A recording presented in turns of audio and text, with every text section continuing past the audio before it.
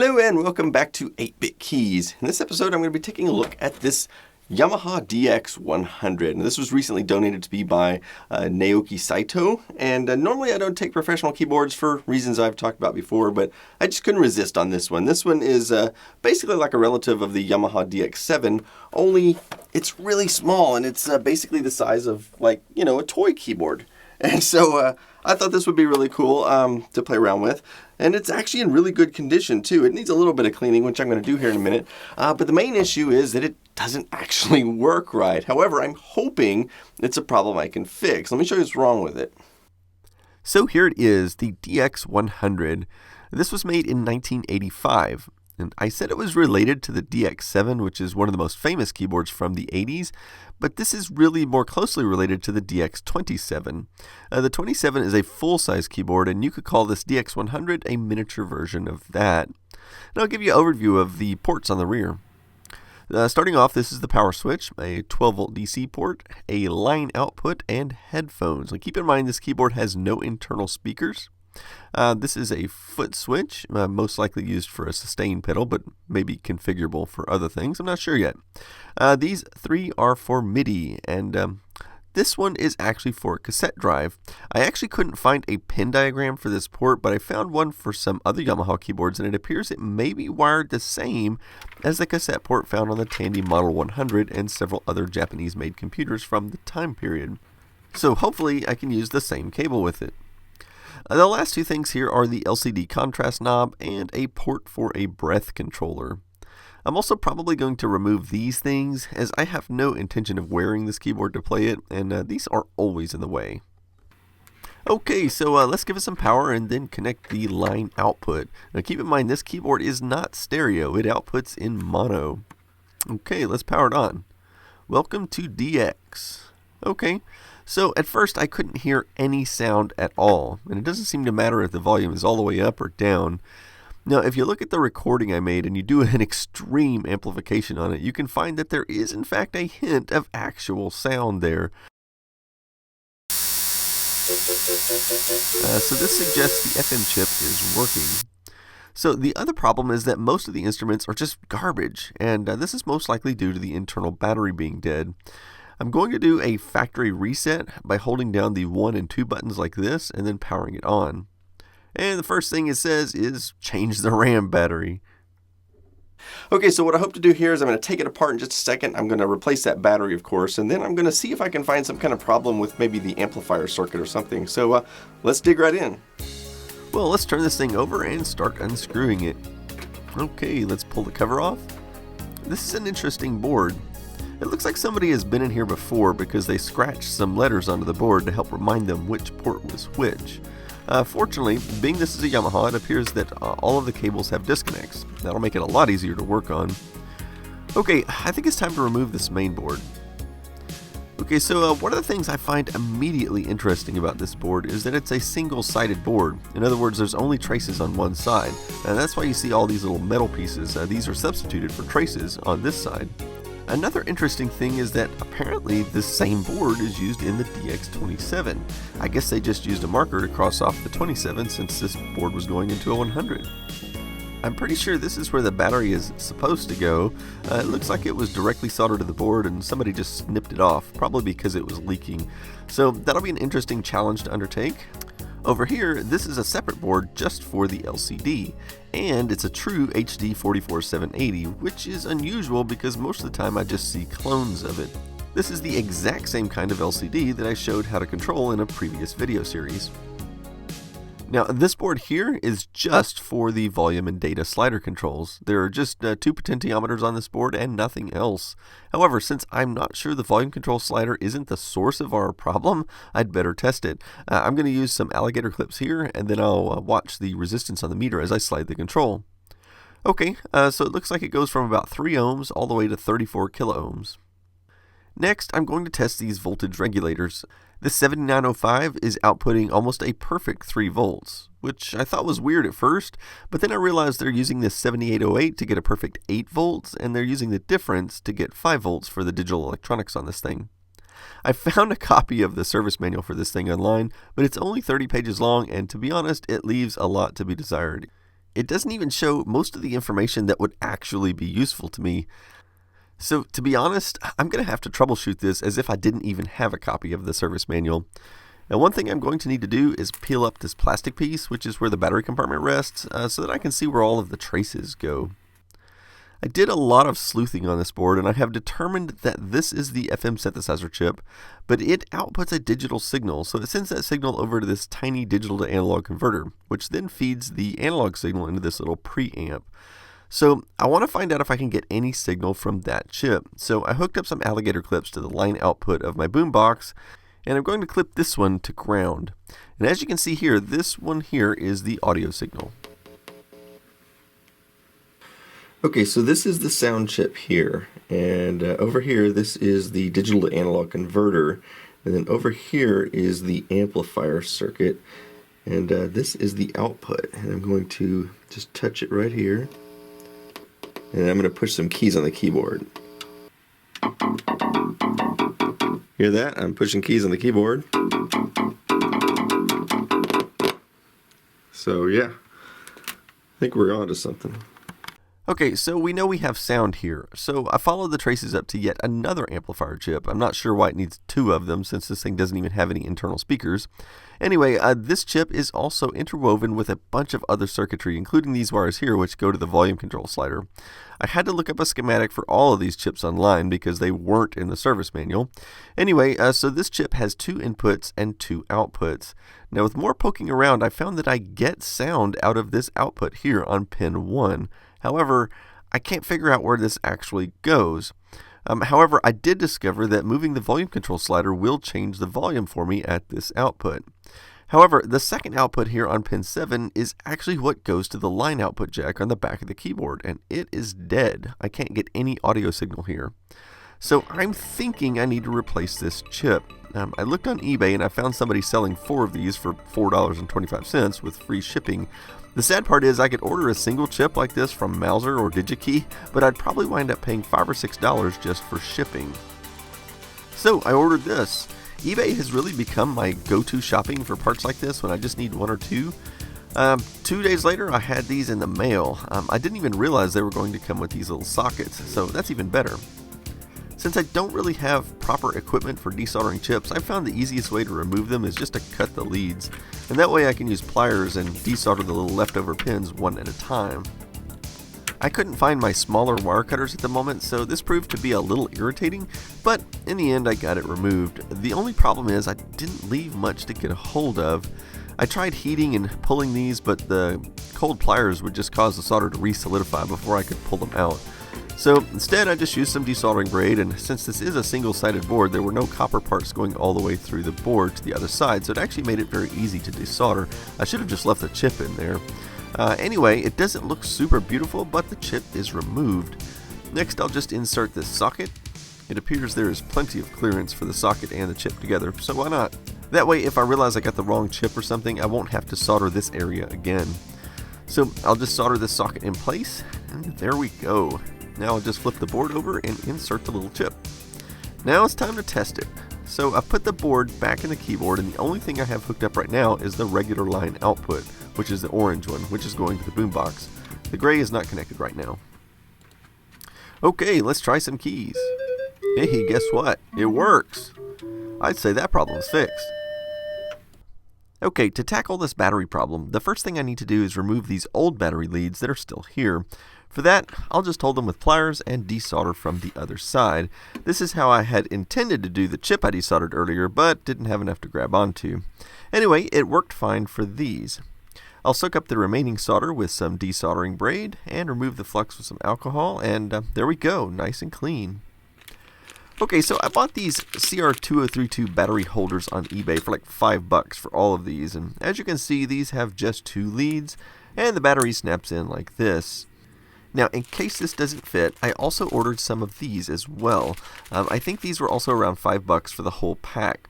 These are designed to mount anywhere you want and have external wires. Hopefully I won't have to use these. Unfortunately, as you can see, the battery holders do not actually fit. The leads are too far apart. However, on the bright side, this is a single layer board and the ground trace covers a large area, so I should be able to use a small drill bit like this and just make a new hole in the correct spot. I went nice and slow with the drill with gentle pressure in order to make sure I didn't crack anything. Okay, so I think that hole's going to work, but I also need to scratch away some of the protective layer on the copper so that I'll be able to solder to it. Okay, let's see if this fits. And it does. Unfortunately, I guess I didn't have the camera rolling when I was soldering, but here's the finished solder job. So all I need to do now is flip the board over and insert the battery. I did double check the polarity was correct before I soldered this thing in, by the way. The next step was to reattach all of the cables, yet one more time, to the main board. I also said I was going to remove these strap lugs, or whatever they are. They are in my way. Also, the keyboard needs just a bit of cleaning, but nothing serious. I haven't put all the bottom screws in yet because I wanted to test it out a bit first. Oh, and I'd better put the slider knobs back on. Okay, so I'm going to power it up with the factory reset again. This time it doesn't mention anything about the battery. Of course, I can't do most of the tests because I don't have the correct things attached, but let's power cycle it again and see if the battery's working.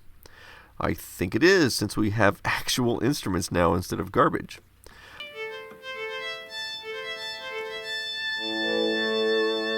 Well, let's screw it back together.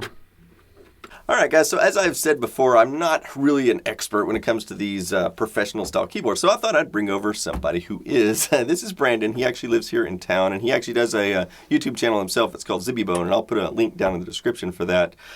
He's brought several things with him to help demonstrate this, and the first thing he brought is a Yamaha DX7, so that we could compare exactly the size difference. Because, you know, a lot of times when I tell people something is big or small, sometimes it helps to have a frame of reference to actually see, you know, what the difference is. So you can see, yeah, this is definitely quite a bit smaller than a DX7. But there's some other technological differences between them as well. Why don't you tell us a little bit about that?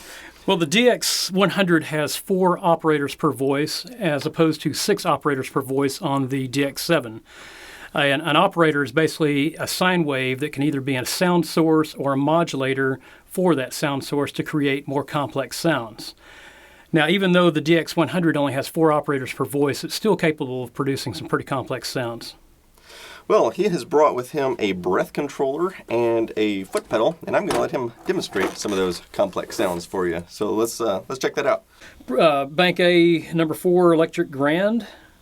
It's a rendition of the Yamaha CP80 electric grand piano.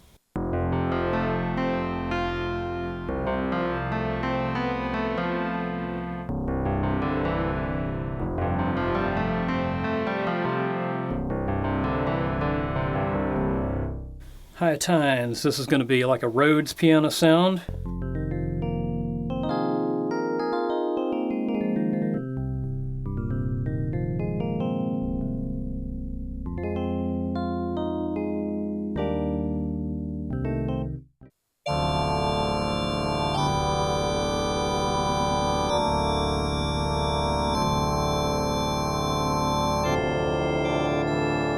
Sound we were looking for. No, that's not it.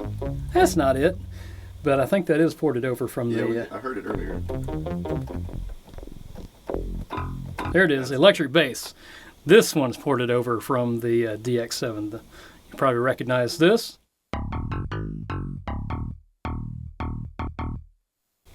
Flugelhorn.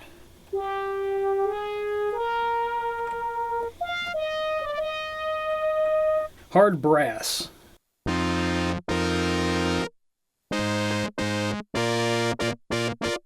Power brass.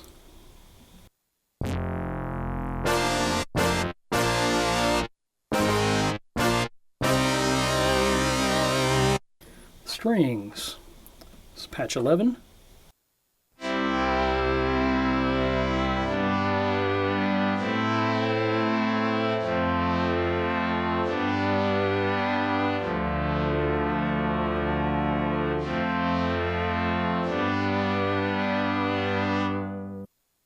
Silk cello.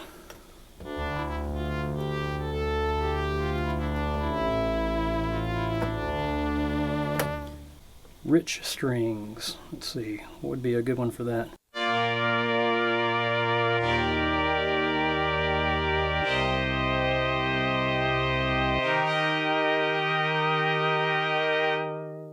Fuzz clav.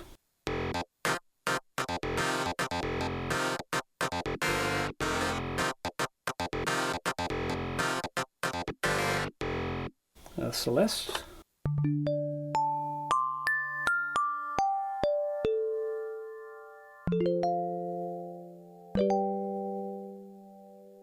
Feed lead.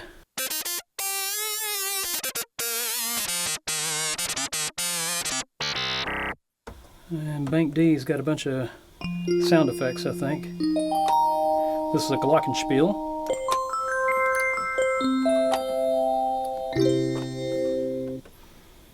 Marimba.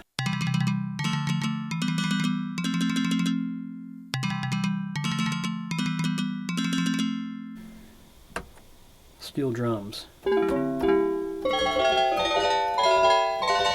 Doesn't sound like steel drums to me. There's the tubular bell sound that we were looking for.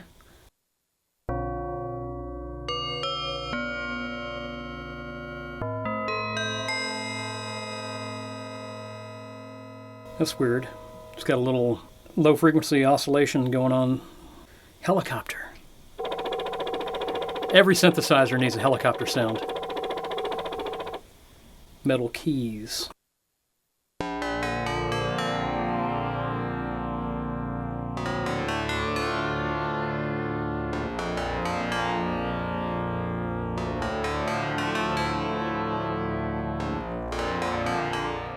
Heavy synth. Did I do this one already?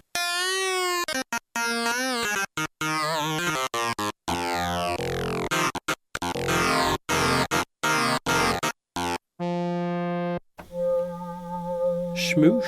Shmoo?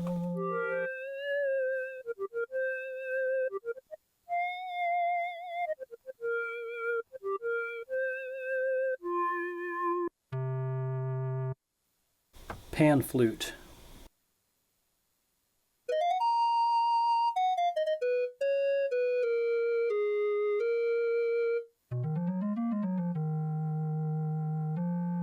As you saw earlier in the video, the DX100 has these guitar strap pegs and an input for a breath controller.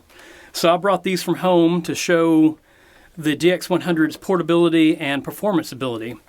It will also operate off of 6 C-cell batteries, so that way you don't have to have it plugged into a wall and you could jump around on stage without having to be plugged into power.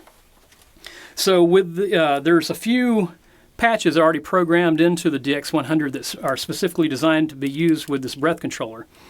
As I blow harder into the mouthpiece, it will make the sound louder and sometimes even make the timbre brighter. So let me demonstrate a couple of those real quick.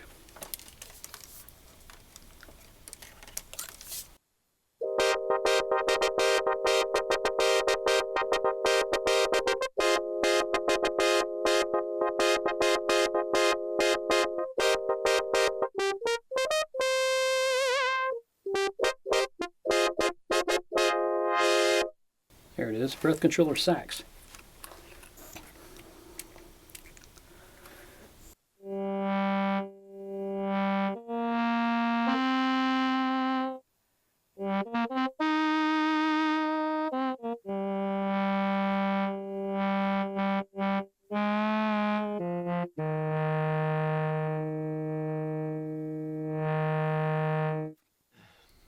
Alright guys, I think we've reached just about the end of this video. There are a few other things I wanted to tell you. First of all, the voices in this keyboard are of course programmable. And now there's quite a few built-in factory voices which we've demonstrated for you.